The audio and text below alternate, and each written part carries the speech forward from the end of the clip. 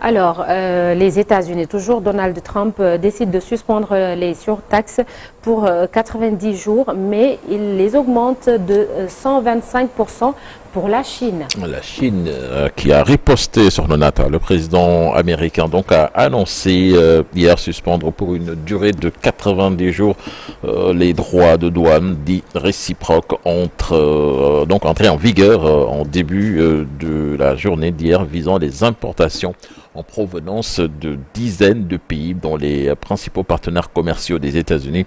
Dans le même temps, le président américain a dit porter avec effet immédiat donc à 125% les droits de douane contre les produits en provenance de la Chine, amplifiant ainsi la guerre commerciale entre les deux plus grandes puissances économiques mondiales.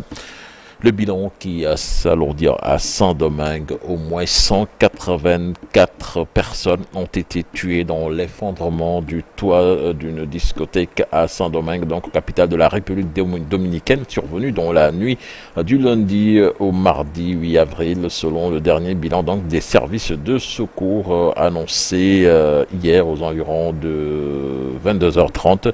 Malheureusement, on vous informe qu'à ce jour, nous avons 184 personnes récupérées décédées selon le certificat de l'INACIF, Institut médico-légal, donc une annonce du directeur du centre des opérations d'urgence, Juan Manuel Mendes. C'est 60 morts de plus que le précédent bilan donné hier en fin de matinée.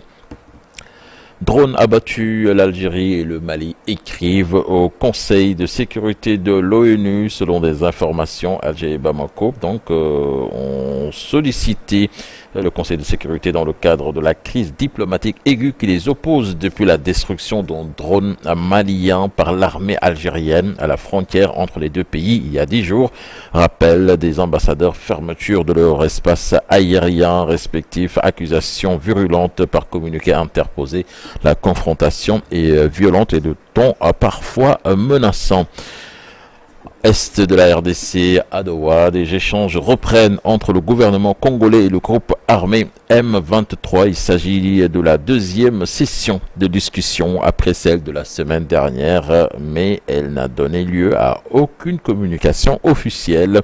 Le Qatar laisse planer le mystère sur cette médiation. Et puis du football avec toujours les quarts de finale de la Ligue européenne des champions, le Paris Saint-Germain qui s'impose face à Aston Villa 3 en début signé Doué, Kvaratskhelia et Mendes, de très jolis buts marqués par les Parisiens hier dans un très bon match de football.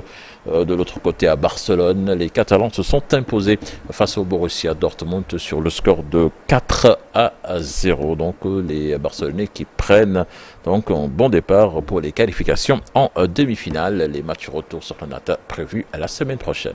Merci beaucoup, cher Tidiane. C'était l'actualité internationale. On te retrouve dans moins de 30 minutes pour la version Wolof. Docteur Malaw Kanté, il est sociologue, analyste politique. Il sera